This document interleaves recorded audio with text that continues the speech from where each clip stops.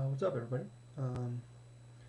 Hadn't posted a video in a little while. Actually, I hadn't been on YouTube in a while, so I decided to hop on and saw that I had some people actually subscribing to the few videos I did post. So that's always good to see, encouraging, and kind of got me back in the mood to do another video. The timing worked out well because I just picked up a new blade, the Strider 350. This is the 350 kW Knifeworks edition with the bead blasted blade as opposed to the black polycoat. I don't really prefer. I don't like the polycoat really. It just wears off eventually. And to be honest, with an EDC, I need something that I can carry in an office and pull out and not get too many looks from. And just a full black kind of tactical, if you will, looking knife. I kind of try and stay away from that. So picked up the bead blasted version of this. So far I like it a lot. A big reason I got this knife was the size. I guess before this I was carrying the Junkyard Dog 2, which I like a lot. That D2 edge is just awesome. I beat this knife up quite a bit, and it held up really well, but it was just a little bit too big to carry in the office and pull out. And like I said, I'm trying not to draw attention, so I was looking for something a bit shorter, and stumbled upon the 350 here. And as you can see, it's a hair shorter. I guess everyone seems to think that this zero tolerance blade is kind of a large knife, but really it's not. It's a nice, short, fat, stubby little knife that seems like it'll hold up to a lot. I tend to be pretty hard on my EDCs, especially since I have them with me. I use it as a screwdriver, prying, etc., and I want something that's going to hold up. So this definitely fits the bill. Almost exact same construction as the Junkyard Dog 2, with a few differences.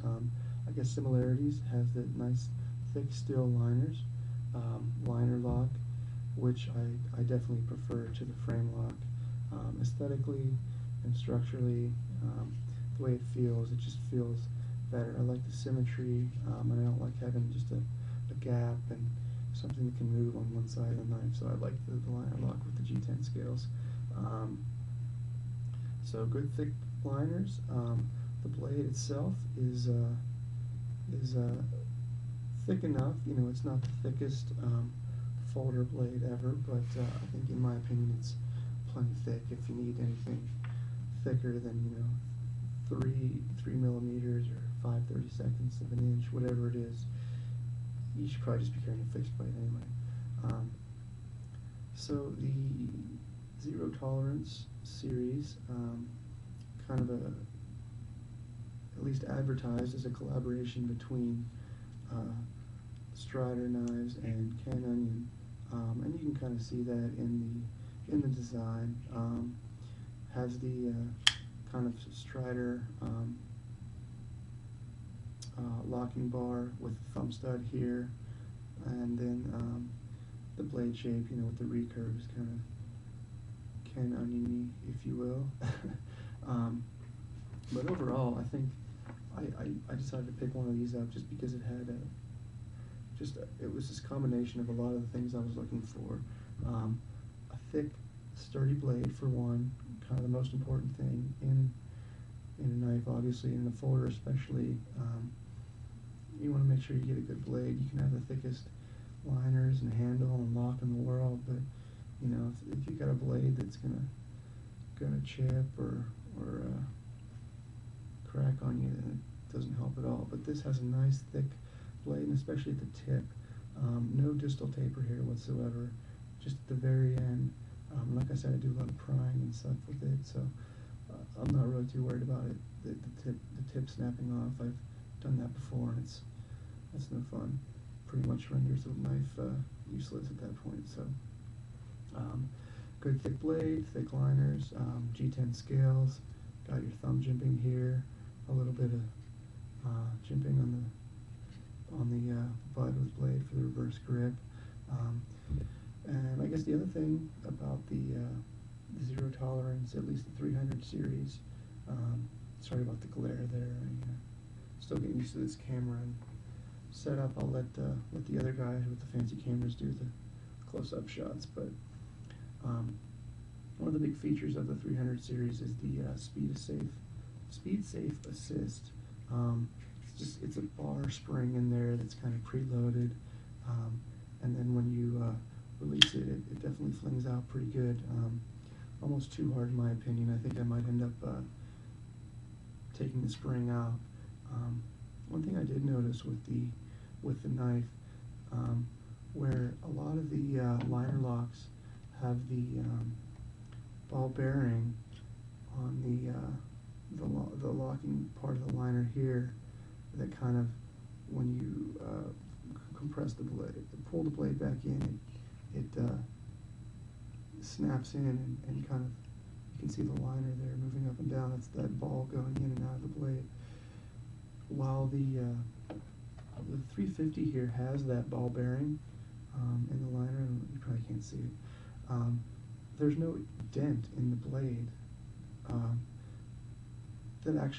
for it to sit in. The only thing holding the blade in is the preloaded bar spring in there. So I think I did take it out once just to check it out, and like I said, the only thing holding the blade in was the friction of the pivot. So I think I might go ahead and just tap a little hole in the blade so that ball bearing can actually sit up in there and hold the blade shut. Because I think while I like the speed safe assist, it's kind of cool, and definitely the blade flies out for sure, does its job. I don't know if I care for it. It's kind of loud, and it almost flips it out too hard. Having said that, you do need a good amount of pressure to release that preloaded spring.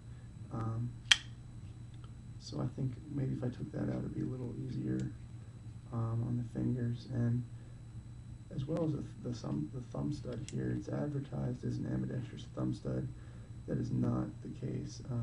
I'm right-handed, so I don't care. But if you're left-handed, that thumb stud sits right against the liner there, and it's actually what's preventing the blade from closing the whole way, or closing too far, I guess. So trying to open the blade with your left hand it's damn near impossible. I don't want to spend too much time trying to do it. So, like I said, yeah, left-handed you can still use the flipper, but left-handed thumb stud, it's no go. That's purely functional to stop the blade from coming back. Right-handed thumb stud works okay. I'm not a big fan of thumb studs, like I said, so I just use the flipper. But overall, a really solid knife. I'm looking forward to using it. I think I might post another video after I take the spring out and tap that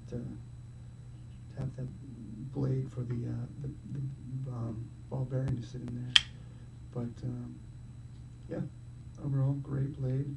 The clip, nothing special. I like it a lot actually because it's black, inconspicuous, small.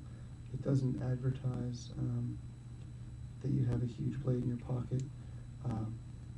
Very much unlike the Junkyard Dog 2. Actually, I took the clip off because it was just so ridiculous. Yeah, I guess that's everything. Zero tolerance, 350 kW. Check it out. Thanks.